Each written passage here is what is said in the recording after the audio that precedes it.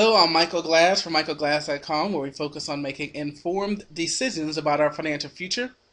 This is our forex-technical-analysis trading plan for the pound dollar, the euro dollar, and the dollar franc. Before we pull up our video, we always want to start off our disclosures.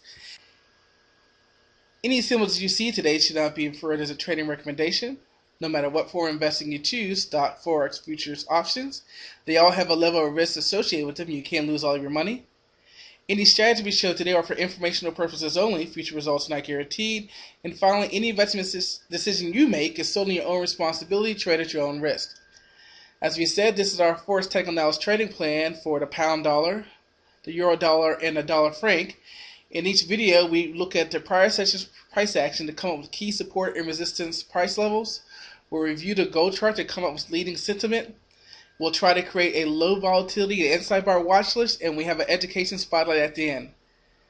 Please send your feedback and comments to contact@dmbfx.com, and let's head to the charts.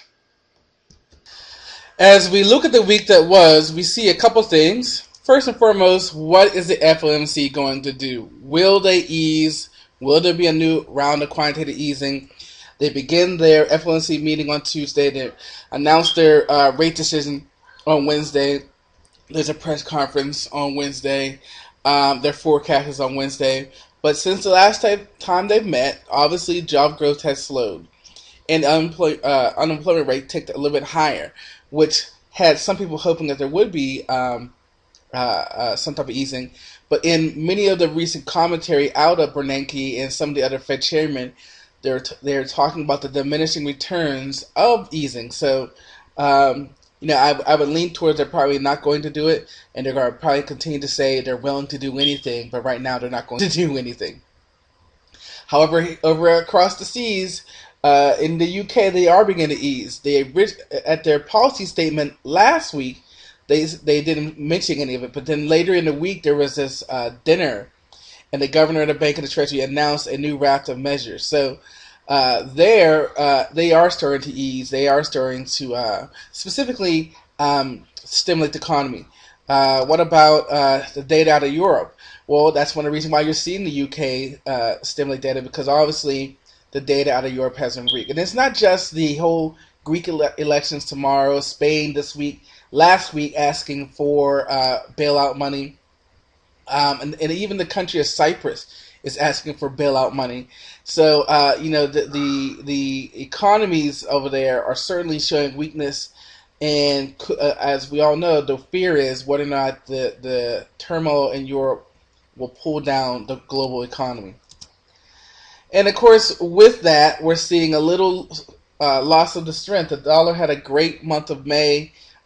June started out okay, but we had a little pullback here, and we'll go ahead and pull up the charts and take a look right now. All right, so we look at our market simulators. We have the dollar, which had a good month of May. Zoom on in here, and you can see the one thing is we're starting to break below that 82. Maybe the 50 moving average here will act as support down here at 81, but we have a double top here and a little weakness here in the dollar. So sideways, maybe even sideways and down, even though it's in the uptrend. We're starting to see a little weakness there in the dollar. So what does that mean for gold? Well, gold got itself back above 1600, as we said before, and now this area in here, the 1650 or 1640 price level, will it act as resistance as it did last week?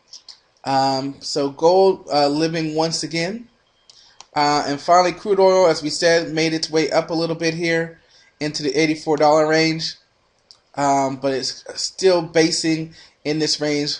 We want to see $90 act as resistance for our pocketbooks. Okay, as we come to our forex pairs, we're starting off with the euro dollar, and the first thing we can see is that we did find a little bottom here 2 weeks ago. We'll zoom in a little bit, and what was once support, we see this back in January was support, and now it's acting as resistance here in June. So 1.265, acting a little as resistance. It's good to see that we found a base a little bit. We've come out of the oversold level here on the daily. We can see, though, on the hourly, we're getting a little bit overbought here, and our acceleration is kind of weakening out a little bit. But overall, we want to get ourselves back into, for our bulls, we want to get ourselves back in that 1.27, 1.3. For our bears, remember, overall long term we are in a downtrend, so that's still in play. And we'll just see what the easing does to the market. What, of course, the elections in Greece do to the euro. Overall, though, we're in a downtrend, and we have to continue to honor that. What about the pound dollar? Same thing. Overall, we're seeing this big sideways price move. We bottom out here at 1.52. We are looking at, let's zoom in a little bit. And you can see we're basically in the middle of that range right now, finding a little resistance at the 250 moving average. We have come out of that oversold a little bit. You can see our little inside bar here, although we did move lower. But once we took that inside bar out, you can see that move up that we've made. On the hourly time frame, same thing. We are getting a little bit overbought here. And certainly there's a need to kind of pull back.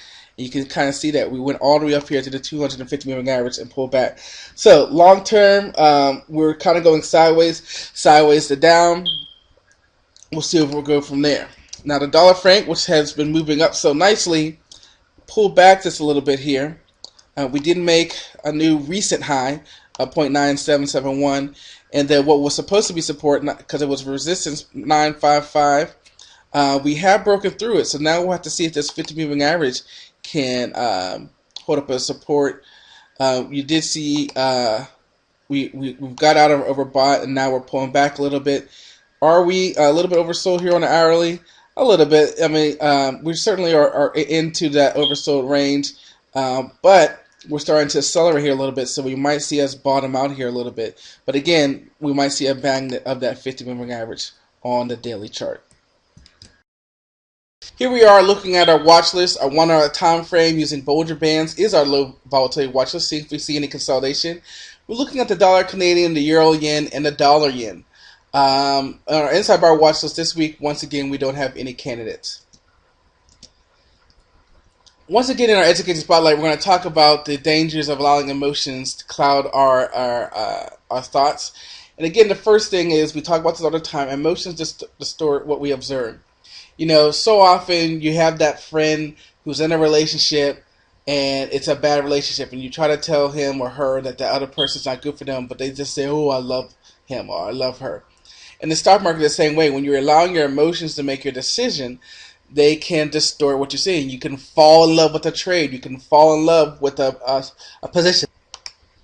And that's where you lose the big money. You know, you get in that tick-by-tick battle, one tick in your favor, three against you, where your system and your rules say get out, but your emotions are distorting your decisions. That's why you have to be a fact-based, rules-based, disciplined trader. And again, those emotions begin to form their own form of communication and begin to drive your behavior. You begin to convince yourself about the fear of missing out.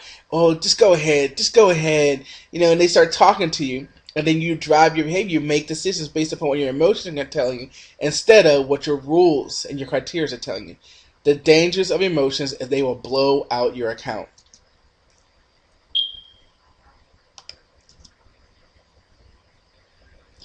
You know about us. We are on Facebook, YouTube, and Twitter. Move Up with Mike. Are you financial literate? And our resources. A little delay there. Put our expertise to work, and if you're looking for signals, we have that too. Although we have something real exciting for you, our forex signals. I'm really excited to share with you guys, so stay on the lookout for that.